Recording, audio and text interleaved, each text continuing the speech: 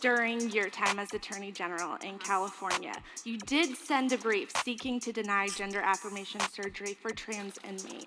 Now, you stated that at the time you were just enforcing the existing law, but with this history, the question is, how can trans people trust you will advocate for them and not just enforce discriminatory laws? Right. So as many of you know, I along and received support from the vast, I think almost every nonprofit organization in California that has been the fighters and advocates for LGBTQ rights. And when that case came up, it was because as Attorney General, I had clients, and one of them was the California Department of Corrections, and it was their policy. When I learned about what they were doing, behind the scenes, I got them to change the policy.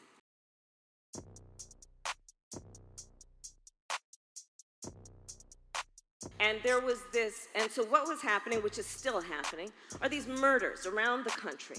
And what the person who did the killing would argue when they got to court after being charged, they would use this bogus thing called the gay panic defense. So as district attorney, I convened for the first time in our nation's history prosecutors from around the country to come to San Francisco, where I taught them on how they needed to defeat the gay panic defense. I've been doing this work for a long time.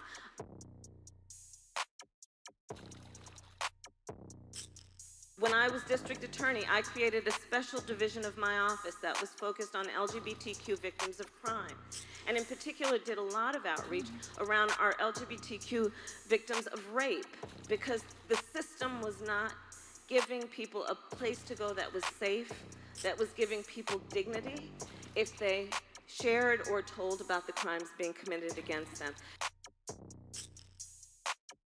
So the question here is, what are you going to do? What are you going to do to ensure the freedom of this judiciary and the rights and freedoms for all Americans? Yeah, so again, look at my history.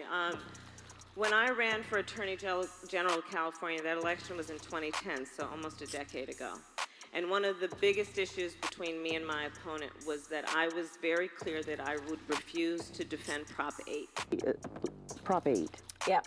The equality measure around marriage. That seems to be headed maybe to the Supreme Court, maybe not. What do you think the future is of Prop 8? Well, first of all, I think that Prop 8 is, as the court has declared, unconstitutional. And, you know, when we've been talking about just the history of the Bay Area, I am a daughter of parents who met when they were active in the civil rights movement. And the idea that we still in 2012 have a group of people who are second-class citizens who do not have rights equal to others is ridiculous. It really is. I mean, just think about it. Conceptually, it's just wrong.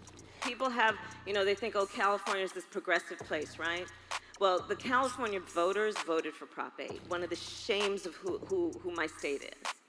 And in that election for Attorney General, my opponent campaigned on a promise to uphold Prop 8. On election night, my opponent declared his victory. That's how close the issue was.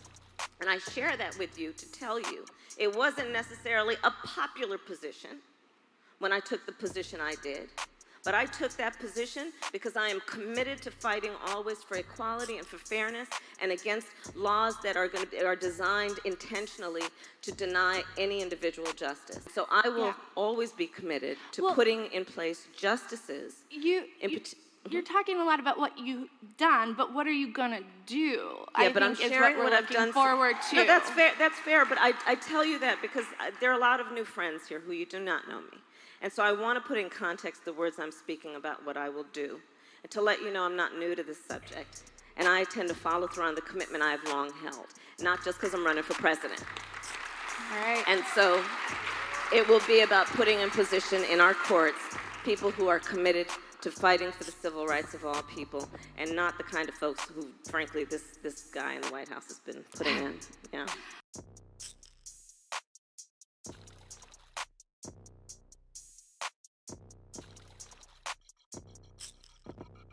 So, in 2012, yes, you wrote that you did not support gender-affirming surgery for trans inmates. In January of this year, you reversed your opinion and said you had changed on this issue, which is great. But so many people in America haven't, as you were just talking about. So here in Iowa, a Republican-led legislature changed our civil rights laws to deny trans people the right to gender-affirming surgery under Medicaid. So you just said we have to get everybody on board. How do we even do that? A lot. The way I think about this in America, equal means equal. And that is true everywhere. It's true in the workplace, it's true in marriage, and it's true in healthcare. 9/11. And it's true for people who are straight, it's true for people who are gay, bi, trans, intersex. It's true for everyone. 9. And I think this is a big step forward in healthcare, that Medicare for all is not something that goes through the states. This is a direct commitment from the federal government to every single person in this country that you will have the full range of healthcare services that you need. 11. It is an affirmation that healthcare is a basic human right for every human being, and we will fight for it.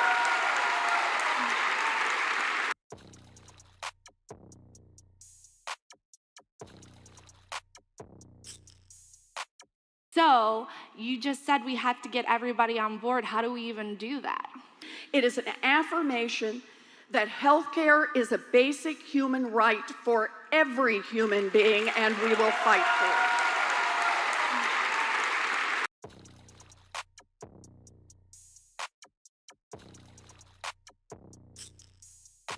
The question is, how can trans people trust you will advocate for them and not just enforce discriminatory laws? Right. So when I learned about what they were doing, behind the scenes, I got them to change the policy. And I commit to you that always in these systems, there are going to be these things that these agencies do, and I will commit myself always, as I always have, to dealing with it.